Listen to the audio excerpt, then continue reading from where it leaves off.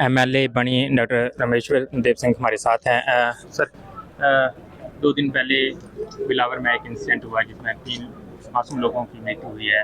वहाँ आप भी वहाँ पर पहुँचे, आपके ऊपर जो है हमला किया जाता है। उसके बाद आप असेंबली में जो है ये बात रखते हैं, लेकिन उसके बाद जो है हंगामा देखने को मिलता है। क्या कहना चाहेंगे? देखिए, हमें पार्टी पॉलिटिक्स से हट के भी कभी ना कभी कुछ सोचना चाहिए। कभी हमेशा party politics BJP, Congress, NCP, PDP, तेरा मेरा क्रेडिट के चक्कर में ही रहेंगे तो लोगों की बात कौन करेगा?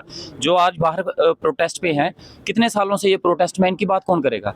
ये जो अटैक मेरे पे हुआ सिर्फ मेरे पे नहीं हुआ है, इससे पहले हमारे बनी लोहाई मलार के एरिया पे लोगों पे ये अटैक काफ़ी सालों से हो रहे हैं और कंटिन्यूसली 3-4 महीनों से तो काफ़ी ज़्यादा बढ़ चुके हैं।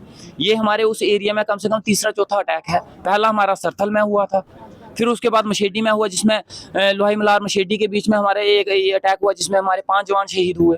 उसके बाद मशेडी में एक और अटैक हुआ जिसमें 1 जवान शहीद हुआ, 1 घायल हुआ। उसके बाद बिलावर में 2 डेड बॉडीज मिलती हैं। अब उसके बाद ये 3 डेड बॉडीज और मिलती हैं।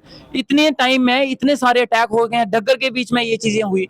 इतने हमारे बनी लोहाई मलार का एरिया जो है ये स्पेशली टारगेट हो रहा है इतनी देर से, और अभी तक इतने अटैक होने के बावजूद भी एक भी मिलिटेंट नहीं पकड़ा गया है।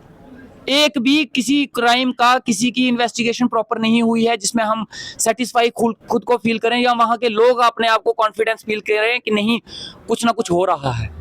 और अगर ये सारी चीजें होती हैं, मेरा एरिया बिलावर से होके जाता है और अगर मैं बिलावर से वहां जाता हूं, जिनकी डेथ हुई है वो मेरे रिलेटिव हैं, मैं वहां उनसे मिलने जा रहा था, बिलावर में मैं उनका वेट कर रहा था, तो कुछ लोग आगे मेरे पे अटैक कर रहे हैं, मुझ पे हमला कर रहे हैं, मुझे मारने की कोशिश कर रहे हैं। और वहां से मैं जाने की कोशिश की तो मुझे रोड में रोक के तो मेरी गाड़ी तोड़ के मेरे पे फिर अटैक, गाड़ी की चाबी निकाल लेते हैं, गाड़ी से खींचने की कोशिश करते हैं, शीशा तोड़ने की कोशिश करते हैं, गाड़ी तोड़ने की कोशिश करते हैं। तो ये किस तरीके का उनका प्रोटेस्ट था?